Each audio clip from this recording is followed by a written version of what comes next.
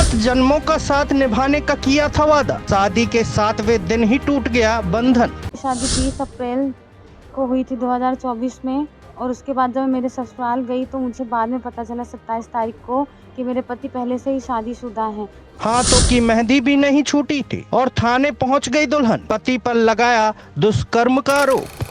कहते हैं शादी के जोड़े भगवान बनाता है, पूरे रीति रिवाजों से विवाह संपन्न कराया जाता है, एक दूसरे का जीवन भर साथ देने की कस्में खाई जाती हैं, अग्नि को साक्षी मानकर 7 जन्मों तक साथ रहने 7 फेरे लिए जाते हैं। लेकिन अब शादियों के नाम पर भी धोखाधड़ी देखने को मिलती है, फरेब और झूठी बातें कर फंसाया जाता है, शादियां की जाती हैं और उसके बाद जब सच्चाई सामने आती है तो पूरी की पूरी जिंदगी दुखों का सागर बन जाती है। झूठ और फरेब में फंसकर हुई एक शादी का मामला रीवा में देखने को मिला। रीवा के गढ़ थाना क्षेत्र अंतर्गत रहने वाली एक युवती का विवाह लौरी गांव के रहने वाले वीरेंद्र द्विवेदी से हुआ था। शादी से पहले तक सब कुछ ठीक था, दोनों ही परिवार इस विवाह से काफी खुश थे। 20 अप्रैल 2024 को विवाह संपन्न हुआ और 21 अप्रैल को नई नवेली दुल्हन ससुराल पहुंची।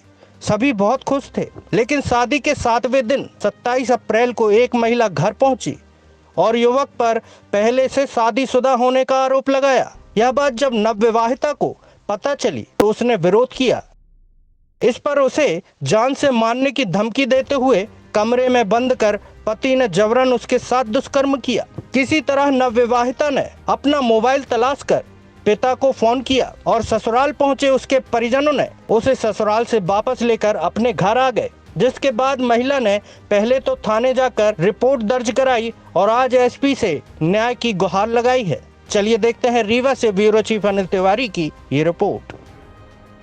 मेरी शादी 20 अप्रैल को हुई थी 2024 में, और उसके बाद जब मैं मेरे ससुराल गई तो मुझे बाद में पता चला 27 तारीख को कि मेरे पति पहले से ही शादीशुदा हैं।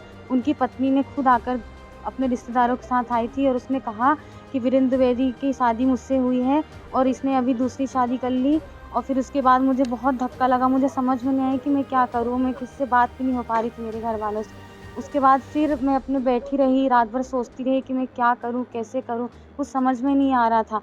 फिर उस दूसरे दिन खाना खा के मैं किचन में बैठी थी तो मेरे ससुर बृजलाल द्विवेदी, सास कुसुमलता द्विवेदी और उनके बड़े बेटे सुरेंद्र द्विवेदी आए और मुझे कमरे में जाने के लिए कहने लगे, पर मैंने मना किया कि मैं नहीं जाऊंगी। फिर भी उन लोगों ने ज़बरदस्ती की और मुझे घसीट कर उसके कमरे पे कर दिया और उस बाहर से दरवाज़ा बंद कर दिया तीनों ने, जहाँ से वीरेंद्र द्विवेदी पहले ही बैठा हुआ था और उसने ज़बरदस्ती मेरे साथ गलत काम किया। ये बताइए कि ये आपकी शादी कहाँ हुई थी? शादी कहाँ हुई थी? शादी मेरी हुई थी लौरी में। तो पहले जब आपको ये नहीं पता था कि वो शादीशुदा है ऐसा कुछ? नहीं, मुझे पहले कुछ भी क्या नहीं बताया पता गया था। आपसे? यही क्या बताया गया था कि एक कॉन्ट्रैक्टर है और शहडोल में रहते थे लोग और अच्छा कमाता है और सरकारी कॉन्ट्रैक्टर है, मैकेनिकल इंजीनियरिंग किया है, बस यही पता था। और अपनी बड़ी-बड़ी बातें की उन लोगों ने, इससे ज़्यादा कुछ भी नहीं पता था। शादी के बाद आपने जब ये घटना आपको पता चली तो क्या बता रहे थे आपको? यही बता रहे थे कि नहीं, हम लोग जानबूझ के नहीं किया, ये हो गया, वो हो गया। और फिर ये भी कहा है कि अगर पता चला तो अगर कहीं अपने घर वालों से बताओगे तो तुम्हें जान से मार देंगे। आप वहाँ से कैसे निकली? मेरा मोबाइल भी छुड़ा लिया था, मैं बंद थी और मेरे साथ बहुत ज़्यादा गलत हुआ।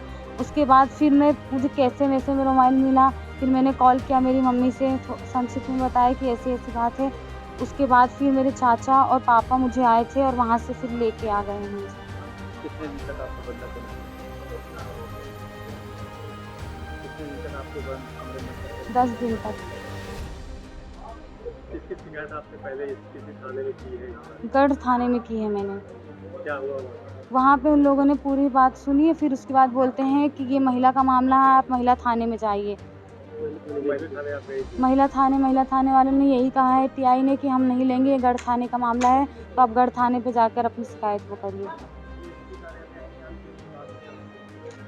कितनी देर से? 1 घंटा से। अभी तक मुलाकात नहीं हो पाई?